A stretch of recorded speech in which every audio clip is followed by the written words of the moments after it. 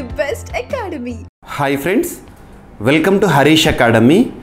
ఈరోజు వార్తలు నిలిచిన జాతీయ అంతర్జాతీయ రాష్ట్రీయ అంశాల గురించి, వార్తలు నిలిచిన వ్యక్తులు, అవార్డులు, పుస్తకాలు, మరి క్రీడా సంబంధిత సమాచారం ఒక్కొక్క అంశాన్ని వివరంగా తెలుసుకుందాం. ఈరోజు మన ఫస్ట్ టాపిక్ వచ్చేసి S&P గ్లోబల్ రేటింగ్స్ వారు భారతదేశ వృద్ధి రేటు గురించి అంచనాల నివేదికను విడుదల చేశారు. 2030-31 ఆర్థిక సంవత్సరం నాటికి ప్రపంచంలో 3వ అతిపెద్ద ఆర్థిక వ్యవస్థగా భారత్ నిలవనుంది. అమెరికా, చైనా తర్వాత భారత్ని చూడబోతున్నామని చెప్పేసి ప్రస్తుతం స్టాక్ మార్కెట్లలో కానివ్వండి, అన్ని రంగాల్లో కూడా భారతదేశం పాజిటివ్ గ్రోత్ రేట్తో ఉంది.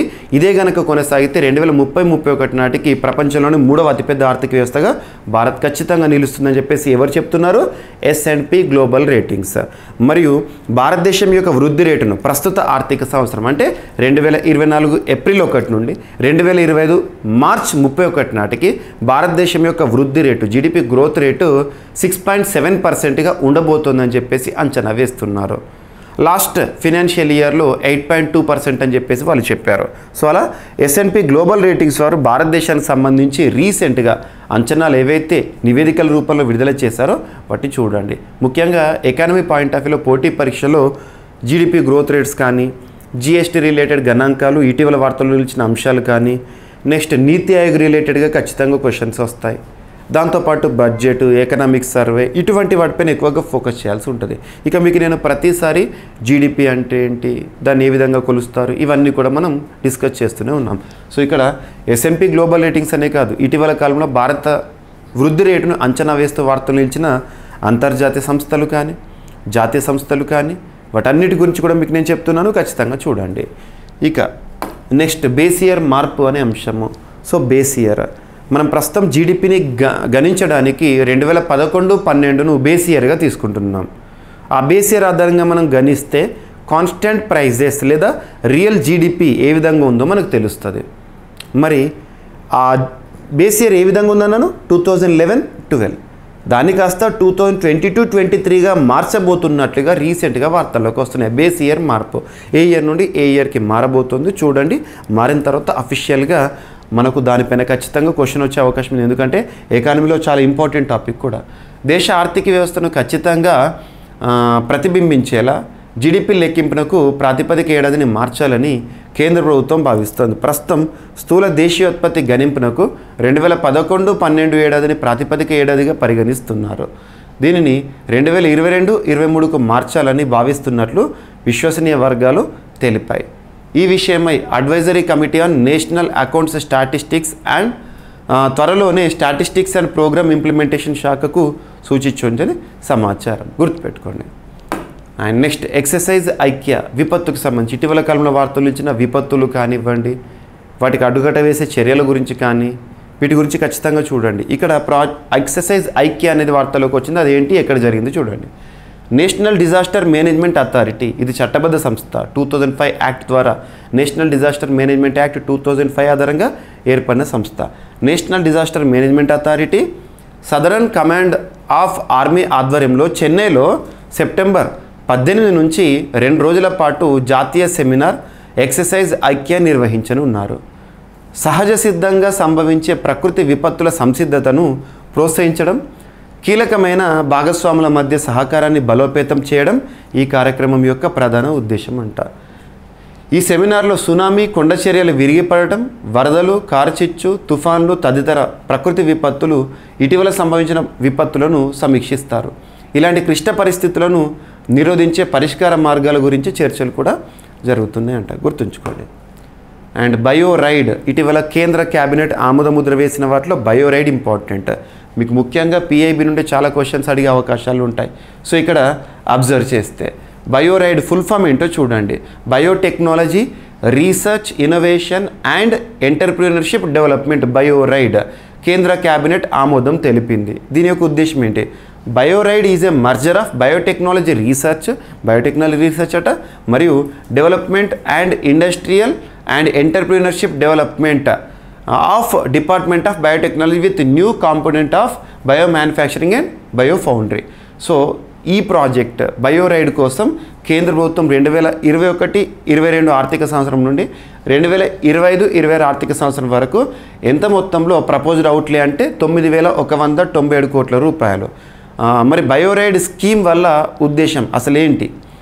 టు ప్రమోట్ బయో ఎంటర్ప్రినర్షిప్ని ప్రోత్సహించడం, advance innovation, facilitate industry academy collaboration, encourage sustainable bio manufacturing and support researchers through extramural funding. So గుర్తుంచుకోండి, బయోరైడ్ ఫుల్ ఫామ్ ఏంటి అండ్ ఈ నెంబర్ గుర్తుంచుకోండి, ఉద్దేశం ఏంటో గుర్తుంచుకోండి, సరిపోతుంది. అండ్ భారత్ మయన్మార్ మధ్య కంచె, ఇక్కడ అంతర్జాతీయ సరిహద్దుకు కంచె వేయనున్నారు. ఇక్కడ మనం ఫోకస్ చేయాల్సింది ఏంటంటే భారత్ మయన్మార్ అంతర్జాతీయ సరిహద్దులు పంచుకుంటున్నాయి. ఆ డిస్టెన్స్ ఎంత? 1643 కిలోమీటర్ల పొడవు. సో భారత్ మయన్మార్ సరిహద్దు ఎంతనంట? 1643 కిలోమీటర్లు. ఎగ్జామినేషన్ పాయింట్ ఆఫ్ వ్యూలో అడగవచ్చు. అరుణాచల్ ప్రదేశ్, నాగాల్యాండ్, మణిపూర్, మిజోరాం. అరుణాచల్ ప్రదేశ్, నాగాల్యాండ్, మణిపూర్, మిజోరాం ఈ 4 రాష్ట్రాలు కూడా మయన్మార్తో అంతర్జాతీయ సరిహద్దును పంచుకుంటున్నాయి. గుర్తుంచుకోండి, ఏ రాష్ట్రాలు ఏ దేశంతో సరిహద్దులు పంచుకుంటున్నాయి ఎగ్జామినేషన్ అడగవచ్చు. అందులో కూడా ఇటీవల కాలంలో వార్తలు ఇచ్చిన అంతర్జాతీయ సరిహద్దులు ఏవైతే ఉంటే వాటిపైన ఎక్కువగా క్వశ్చన్స్ అడిగే అవకాశాలు ఉంటాయి.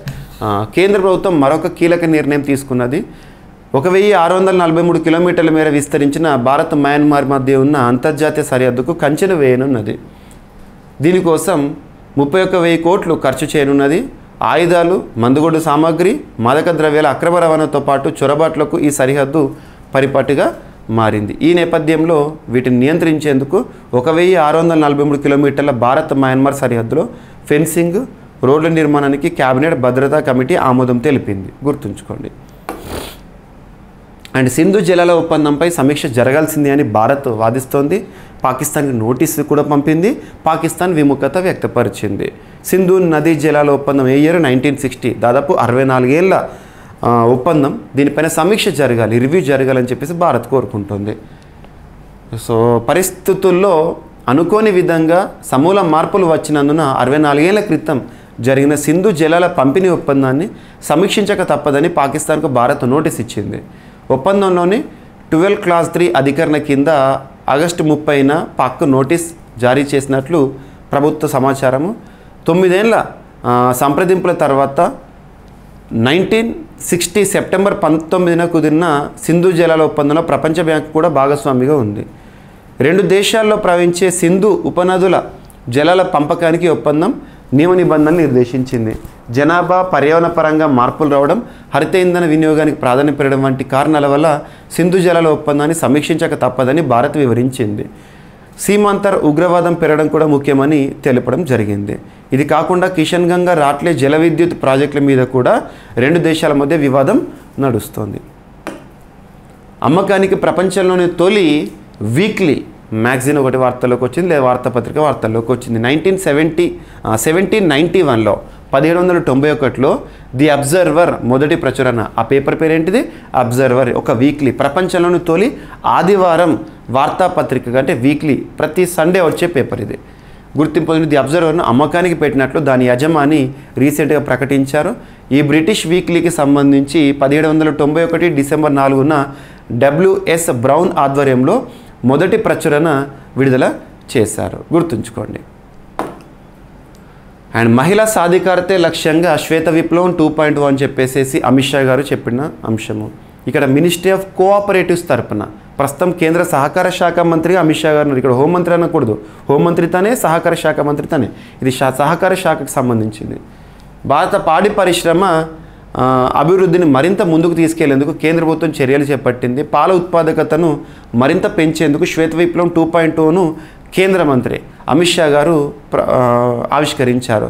మహిళా సాధికారత, ఉపాధి అవకాశాలే లక్ష్యంగా దీనికి శ్రీకారం చుట్టినట్లు ఆయన పేర్కొన్నారు. కాగా పాల వ్యాపారుల కోసం దేశవ్యాప్తంగా రూపే కిసాన్ క్రెడిట్ కార్డులను తీసుకురావడం జరిగింది. దీంతోపాటు డైరీ కోఆపరేటివ్ సొసైటీలో మైక్రో ఏటీఎంల ఏర్పాటును అమిత్ షా గారు ప్రారంభించడం జరిగింది. 67,930 ప్రైమరీ అగ్రికల్చరల్ క్రెడిట్ సొసైటీల కంప్యూటరీకరణ కోసం ప్రామాణిక ఆపరేటింగ్ విధానాలను తను విడుదల చేశారు. అండ్ ఆంధ్రప్రదేశ్ రాష్ట్రంలో గత ప్రభుత్వం జగన్మోహన్ రెడ్డి గారి ప్రభుత్వం అమలు చేసిన లానేస్తం వైఎస్ఆర్ లానేస్తం ఉండే కదా, ఆ ప్రోగ్రాం ఇక మీదట ఈ స్కీము న్యాయమిత్రగా మారనుంది. సో జీవో జారీ చేసిన ఆంధ్రప్రదేశ్ ప్రస్తుత ప్రభుత్వము వైఎస్ఆర్ లానేస్తం పథకం పేరును న్యాయమిత్రగా మారుస్తూ ప్రభుత్వం నిర్ణయం తీసుకుంది. ఈ మేరకు న్యాయశాఖ కార్యదర్శి గారు రీసెంట్గా ఉత్తర్వులు జారీ చేశారు. ఇటీవల కాలంలో ఏపీలో ఏ పథకాలు ఏ ప్రాజెక్ట్స్ అయితే పేరు మారుతూ వార్తల్లోకి వచ్చినాయి వాటన్నిటిని మీకు డిస్కస్ చేస్తున్నాను, అవన్నీ చూడండి. అండ్ సో బీఎస్ఎఫ్ అదనపు డీజీగా ఉన్న ఐపీఎస్ అధికారి అనురాగ్ గార్గ్ గారు నార్కోటిక్స్ కంట్రోల్ బ్యూరో నూతన డైరెక్టర్ జనరల్గా, నార్కోటిక్స్ కంట్రోల్ బ్యూరో ఎన్సీబీ నూతన డైరెక్టర్ జనరల్గా ఎవరంట, అనురాగ్ గార్గ్ గారు. సో సీనియర్ ఐపీఎస్ అధికారి గారు నియమితులవుతూ వార్తల్లోకి వచ్చారు. 2026 మే 23 వరకు తను ఈ పదవిలో కొనసాగనున్నారు. సో ఈరోజు అంశాలను ర్యాపిడ్గా చూస్తే 2030-31 నాటికి 3వ అతిపెద్ద ఆర్థిక వ్యవస్థగా భారత్ నిలవనుందని S&P గ్లోబల్ రేటింగ్స్ వారి అంచనా. జీడిపి లెక్కింపునకు ప్రాతిపదిక ఏడాది 2011-12 నుండి 2022-23కు మార్పు అనే అంశము. ఎక్సర్సైజ్ ఐక్య విపత్తు నిర్వహణకి సంబంధించిన అంశము. అండ్ బయోరైడ్ ఫుల్ ఫామ్ చూడండి, ఎంత అవుట్లే, ఉద్దేశం ఏంటి. అండ్ భారత్ మయన్మార్ సరిహద్దును పంచుకుంటున్న దేశాలు, ఆ రాష్ట్రాల పేర్లు గుర్తుంచుకోండి, ఏ విధంగా వార్తల్లోకి వచ్చిందో చూడండి. సింధు జలాల ఒప్పందంపై సమీక్ష జరగాల్సిందే అని భారత్ పాకిస్తాన్కు నోటీస్ ఇచ్చింది. పాకిస్తాన్ విముఖతతో ఉంది. అమ్మకానికి ప్రపంచంలోని తొలి ఆదివారం వీక్లీ అబ్జర్వర్ వార్తల్లోకి వచ్చింది. మహిళా సాధికారత లక్ష్యంగా శ్వేత విప్లవం 2.0ను ప్రారంభించారు అమిత్ షా గారు. లానేస్తం పథకం ఆంధ్రప్రదేశ్ రాష్ట్రంలో ఇక మీదట న్యాయమిత్రగా అమల్లోకి రానుంది. అండ్ నార్కోటిక్స్ కంట్రోల్ బ్యూరో నూతన డైరెక్టర్ జనరల్గా అనురాగ్ గార్గ్ గారు, సీనియర్ ఐపీఎస్ అధికారి గారు. సో ఇవి ఫ్రెండ్స్ ఈరోజు వార్తలో నిలిచిన అంశాలు. మిస్లేనియస్ అంశాలు ఏమైనా మిగిలిపోతే రేపటి క్లాస్లో జోడించి మరొకసారి నేర్చుకుందాం. రేపు కలుద్దాం. Thank you.